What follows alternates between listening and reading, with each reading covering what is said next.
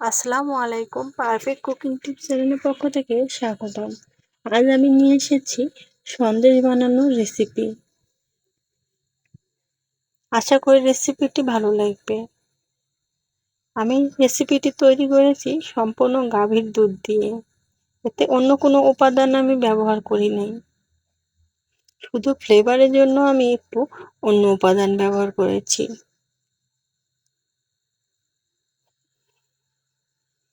আশা করি রেসিপিটা আপনাদের উপকারে আসবে এবং যারা নতুন তারা ভিডিওটি স্কিপ না করে সম্পূর্ণ দেখার অনুরোধ রইল।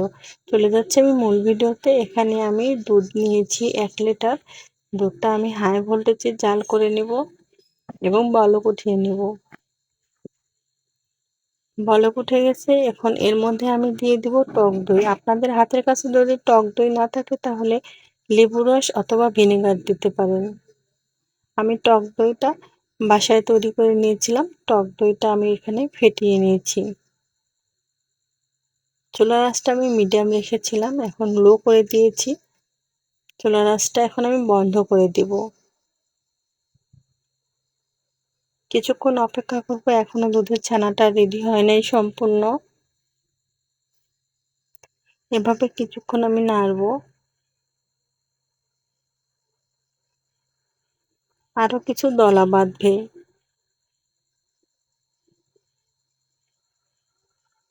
দেখেন এখন দুধের ছানাটা সম্পূর্ণ রেডি। মনে রাখবেন, দুধের ছানা দিয়ে যদি কিছু তৈরি করতে চান তবে ছানাটা মোস্ট ইম্পর্টেন্ট। এখানে আমি একটা জালির মধ্যে একটা নেট বসিয়ে দুধের ছানাগুলো আমি ঢেলে দেব। দেখেন কতটা সফট হয়েছে দুধের ছানাগুলো।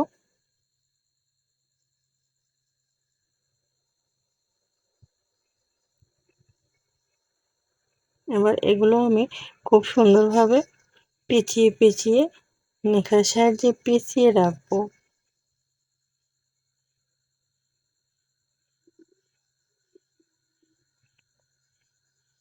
20 মিনিট পরে আমি ফিরে এলাম। আমার দুধের ছানাটা সম্পূর্ণ রেডি।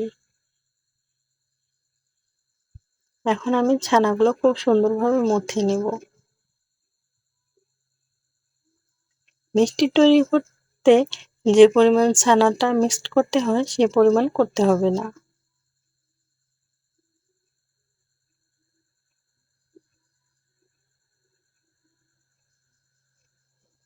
আমি এখানে 5 থেকে 6 মিনিট ছানাগুলো খুব সুন্দরভাবে মথে নেব।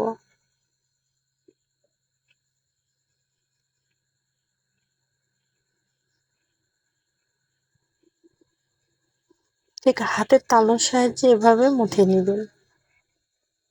এবং যারা নতুন তারা অবশ্যই সম্পূর্ণ ভিডিওটি দেখবেন। এবং সবার কাছে আমার অনুরোধ সম্পূর্ণ ভিডিওটি দেখবেন। আমি চুলার উপর প্যানে দুধ বসিয়ে দিচ্ছি গরম করার জন্য। আমি এখানে 1 লিটার গাভীর দুধ নিয়েছি। দুধটা আমি জাল করে অর্ধেক করে নেব।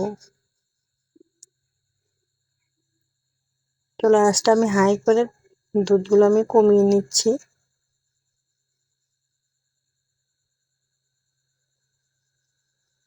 আপনাদের হাতে যদি অন্য কোনো কাজ থাকে তাহলে চুলার আঁচটা মিডিয়াম অথবা লো করে আপনারা কাজটা সেরে নিতে পারেন, কারণ দুধটা কমাতে অনেকটা সময় লেগে যায়। আমি এখন এর মধ্যে দিয়ে দেব ঘি।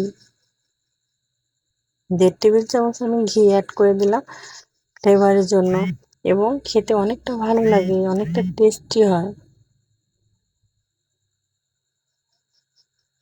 অনেক তো সন্দেশ খেয়েছেন, এভাবে একবার বানিয়ে খেয়ে দেখুন কতটা ভালো লাগে ছানার সন্দেশটা।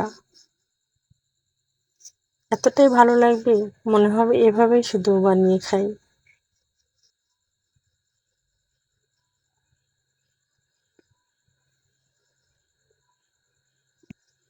আমি আরো কিছুক্ষণ জাল করে নেব।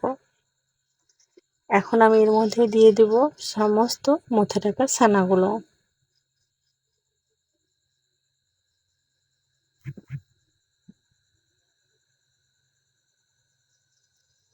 ছানা এবং দুধগুলো খুব সুন্দরভাবে মিক্সড করে নেব।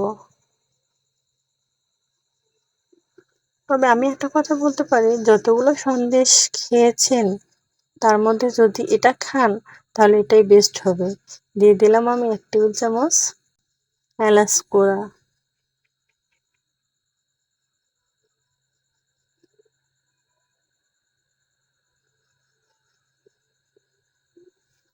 এলাচ গুঁড়াটা দেওয়া মূলত ফ্লেভারের জন্য, যেটা অনেকটা ভালো লাগে।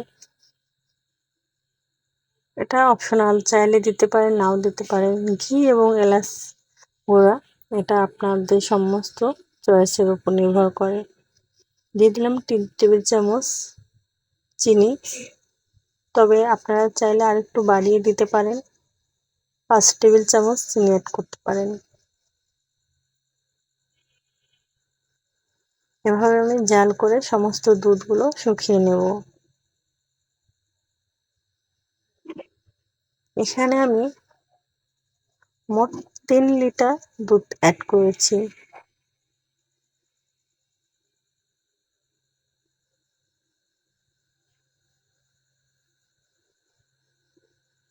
দেখেন দুধগুলো অনেকটা শুকিয়ে এসেছে, ছানাগুলো রেডির পর্যায়ে চলে এসেছে। চুলার আঁচটা এ পর্যায়ে মিডিয়াম টু লো রাখতে হবে।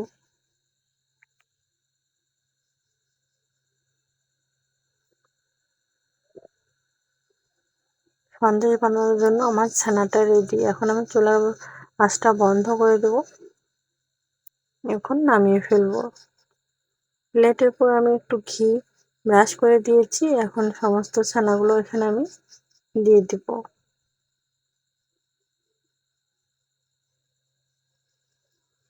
দেখেন একটা প্যাচুলা দিয়ে আমি খুব সুন্দরভাবে স্ট্যাপ করে দিয়েছি।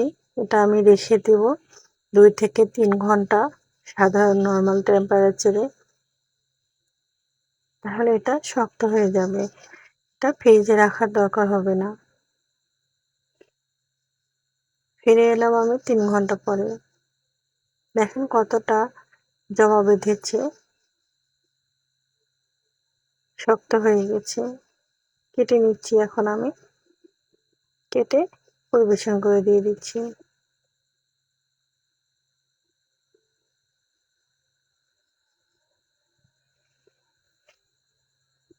ভিডিওটি যদি ভালো লাগে তাহলে অবশ্যই একটা লাইক করবেন এবং কমেন্টে জানাবেন এবং অবশ্যই শেয়ার করে দিবেন। এবং আমার চ্যানেলে নতুন হয়ে থাকলে আমার চ্যানেলটি সাবস্ক্রাইব করে দিবেন। এবং যারা করেছেন তাদের অসংখ্য অসংখ্য ধন্যবাদ। ভালো থাকবেন সবাই, সুস্থ থাকবেন। আল্লাহ হাফেজ। Bye bye. টাটা।